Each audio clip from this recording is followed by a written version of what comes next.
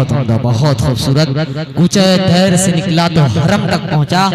کوچہ دیر سے نکلا تو حرم تک پہنچا،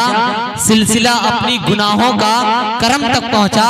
اور اے محمد تیری معراج خدا جانے، اے محمد تیری معراج خدا جانے، میری معراج کی میں تیرے قدم تک پہنچا۔ میری معراج، بھائی ہواؤں کے راستے سے شعر گزر رہا ہے، میری معراج کی میں تیرے قدم تک پہنچا۔ حضرات گرامی اب آئیے، وقت بالکل بھی نہیں ہے تمہید کرنے کے لیے، اس وقت میں ایک ایسی عظیم شخصیت کو آواز دینے جا رہا ہوں۔ آپ کے علاقے کی وہ شخصیت ضرور ہے، لیکن اس وقت ملیشیا کی سرزمین پر ایک بہترین یونیورسٹی میں جو ہے زیر تعلیم ہے، جن کی شان میں کچھ جملے کہتے ہوئے، جن کی شان میں کچھ تعریف کرتے ہوئے آج طارق عمر کو کوئی ریا پار کی سرزمین پہ یہ ڈر لگ رہا ہے کہ اس مجمع میں سے کھڑا ہو کر کوئی یہ نہ کہنے لگے کہ طارق تو جتنی خود نمائی کر رہا ہے، طارق تو جتنی خود نمائی کر رہا ہے، خود اپنی جب ہسائی کر رہا ہے، اور ذرا سا بولنا کیا گیا بڑوں سے لب کشائی کر رہا ہے۔ ذرا سا بولنا کیا گیا، ذرا سا بولنا کیا گیا بڑوں سے لب کشائی کر رہا ہے۔ اس لیے بند رکھتے ہیں زبان، بند رکھتے ہیں زبان، لب نہیں کھولا کرتے، بند رکھتے ہیں زبان، لب نہیں کھولا کرتے، چاند کے سامنے تارے نہیں بولا کرتے، چاند کے سامنے تارے نہیں بولا کرتے۔ اس وقت میں جو ہے حرف التماس کرنے جا رہا ہوں حضرت مولانا حسان صاحب القاسمی دامت برکاتہم مدظل العالی و ندوی سے کہ آپ مائک پر تشریف لے آئیں اور اپنے مواعظ حسنہ سے ہم سب کو مستفیض فرمائیں۔ وہ اسٹینڈو اٹھا دیجیے۔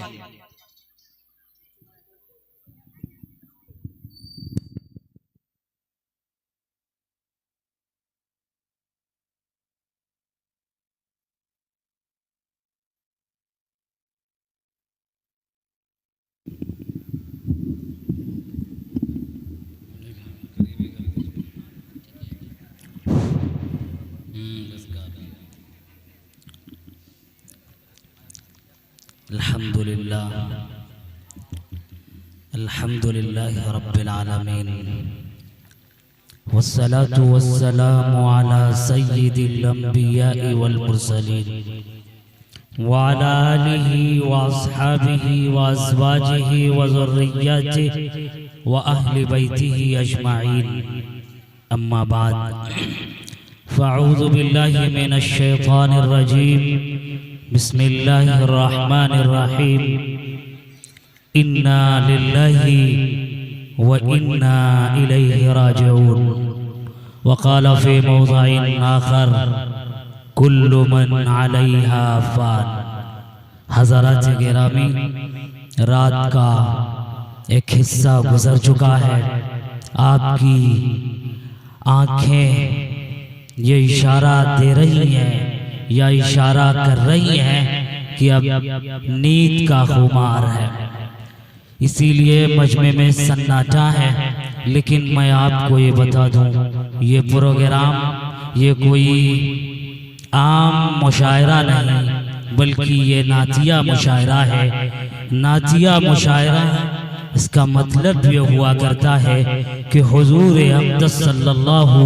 علیہ وسلم کی شان میں، نظم میں حضور اکرم صلی اللہ علیہ وسلم کی تعریف اور توصیف کے کلمات کہے جاتے ہیں۔ اسی لیے فرمایا ذکر حبیب کم نہیں وصل حبیب سے، یہاں حبیب کا تذکرہ ہو رہا ہے، یہ خود ایک محبوب کے وصال کی بات ہے۔ جب محبوب کا تذکرہ ہوتا ہے تو آپ یہ سمجھیے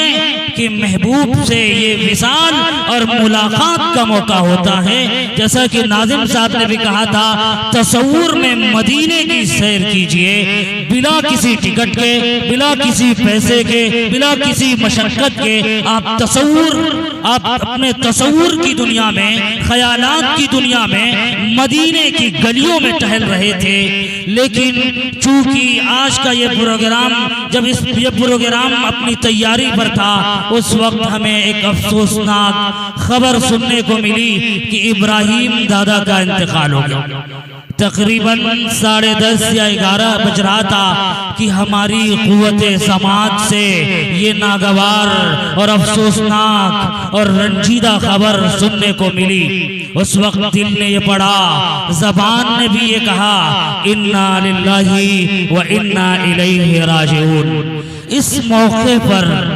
جب کسی کی وفات کا یا کسی کے انتقال کی خبر جب ہم سنتے ہیں تو اس وقت ہماری زبان سے یہ کلمات ادا ہوتے ہیں۔ مجھے نہیں لگتا،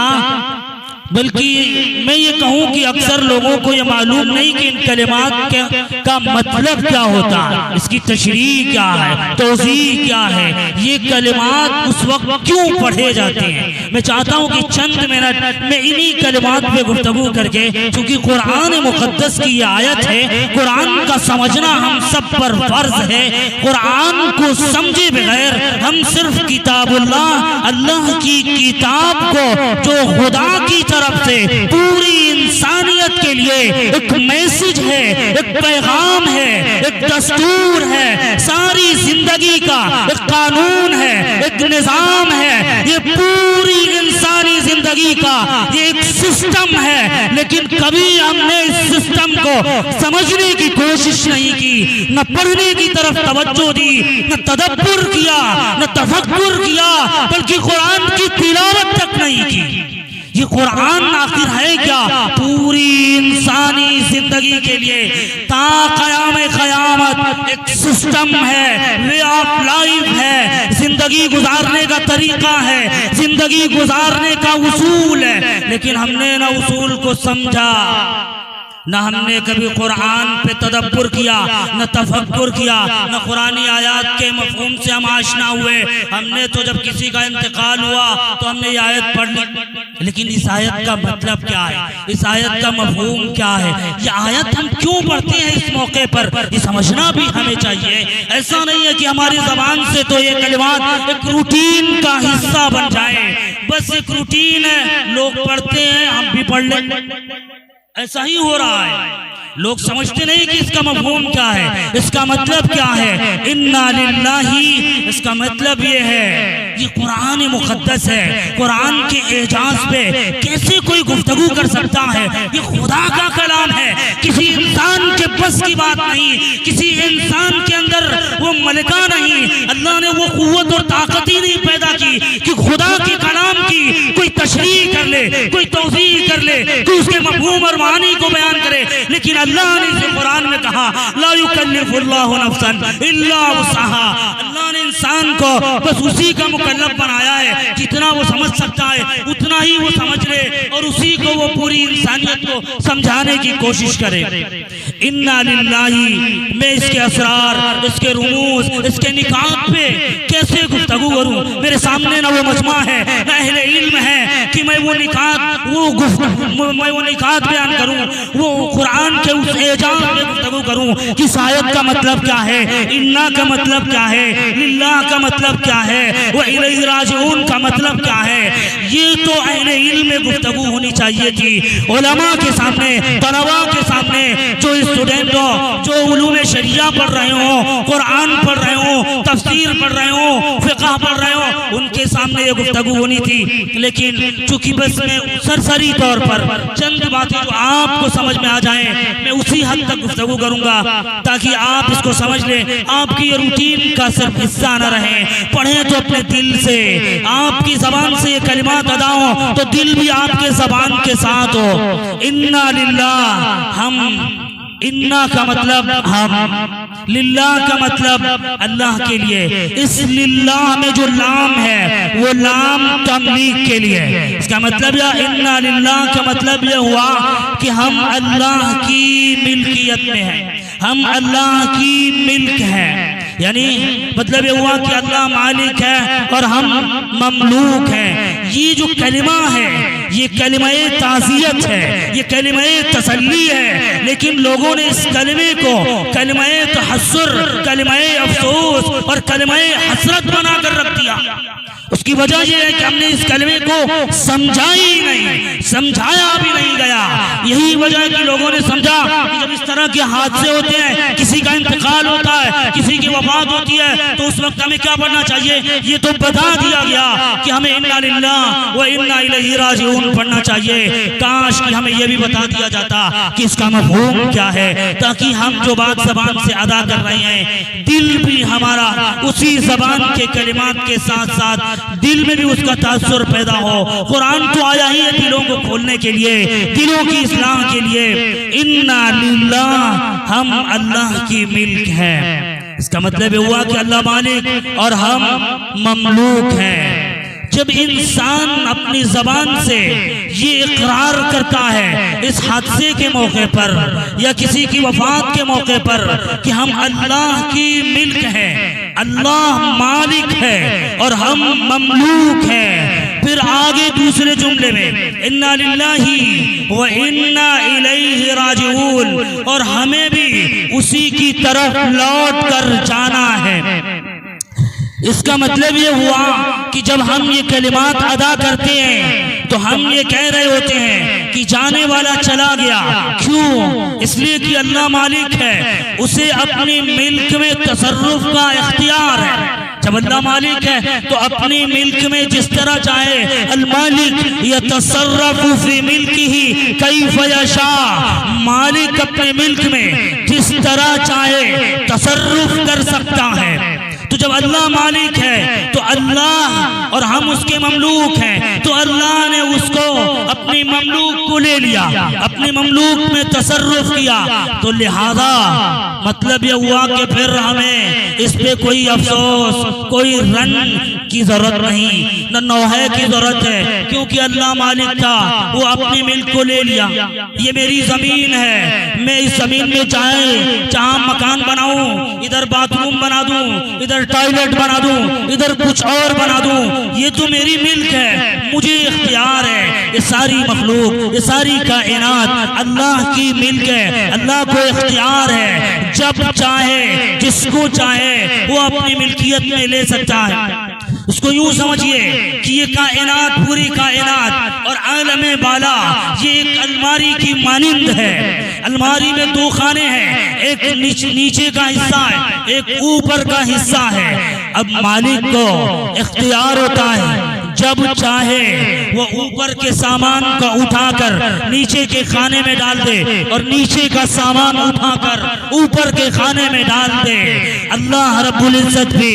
مالک ہے، وہ اپنی ملکیت میں، اپنے مملوک میں اس کو اسی طرح اختیار حاصل ہے کہ اپنی الماری کے اس نچلے خانے سے اٹھا کر لوگوں کو اوپر والے خانے میں ڈال دے اور اوپر والے خانے سے اٹھا کر لوگوں کو نیچے والے خانے میں ڈال دے۔ یعنی وہی پیدائش کا سلسلہ شروع ہوتا ہے، اوپر سے نیچے آتا ہے اور پھر نیچے سے اوپر جاتا ہے۔ تو جب بھی آپ اپنے دل سے یہ پڑھتے ہیں اور یہ سمجھتے ہوئے پڑھتے ہیں انا للہ، ہم اللہ کی ملک ہیں، تو پھر آپ کو تسلی ہوتی ہے، آپ کی تعزیت ہوتی ہے، آپ کے دل میں یہ اطمینان پیدا ہوتا ہے اللہ مالک کا، وہ اپنی ملک کو لے گیا، وہ ہمیں بھی آخری دوسرے جملے میں وَإِنَّا إِلَيْهِ رَاجِعُونَ یہی فرمایا گیا کہ اور ہمیں بھی اسی کی طرف لوٹ کر جانا ہے، اس لیے کہ ہم بھی اسی کی ملک میں ہیں، وہی مالک ہے، تو جب چاہے گا وہ ہمیں بھی لے جائے گا۔ تو یہ کلمہ جب آپ پڑھیں گے اس تاثر کے ساتھ، اس کیفیت کے ساتھ، اس تصور کے ساتھ، اس خیال کے ساتھ، اس کانسیپٹ کے ساتھ، تو آپ کو فوراً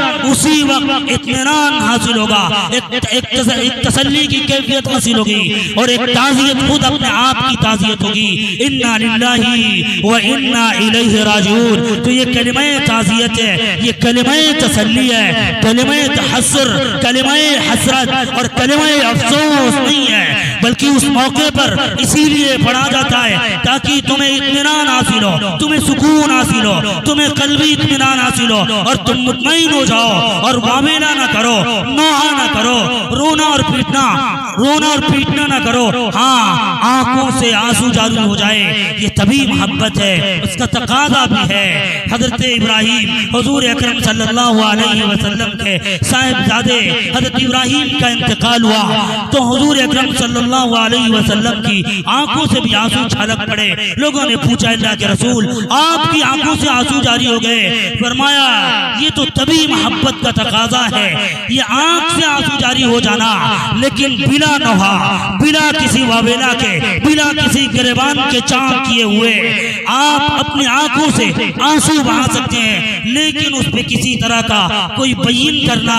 نوحہ کرنا، واویلا کرنا اور طرح طرح کے اس طرح کی کلمات کہنا جس سے نعوذ باللہ شرک کی بو آتی ہو، شرک جھلکتا ہو، شرک نمایاں ہو، شرک کے ہر مظاہر سے اسلام میں روکا گیا۔ یہ نوحہ بھی اسی کی ایک قسم تھی، اس لیے اس کو بھی روک دیا گیا۔ نماز کے سارے اوقات یہ کہاں موقع ہے کہ میں اس کی تفصیل میں جاؤں اور اس کی تفصیل بیان کروں، بس میں انہی چند باتوں پر، چونکہ ہمارے مہمان شعراء موجود ہیں، میں انہی چند باتوں پر اپنی بات کو ختم کرتا ہوں کہ محمد سے وفا تو نے تو ہم تیرے ہیں،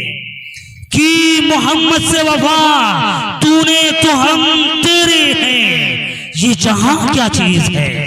یہ جہاں کیا چیز ہے۔ علامہ اقبال کیا خوبصورت عکاسی کرتے ہیں، یہ شعر کا لطف صرف وہی لے سکتا ہے جو شعر کی تہوں میں غوطہ لگاتا ہو، شعر کے اندر موجزن ہو، شعر میں غوطہ زنی کرتا ہو، اس کی ترکیب، اس کے جملے کی بندش کو سمجھتا ہو۔ یہ جہاں کیا چیز ہے، لوح و قلم تیرے ہیں، یعنی خدا کا لوح اور خدا کی قلم تیرے لیے چلے گی اگر تو نے محمد سے وفا کی، جو چاہے گا خدا کی قلم وہی لکھے گی، خدا کی قلم، یہ لوح و قلم وہی ہے۔ وآخر دعوانا ان الحمدللہ رب العالمین۔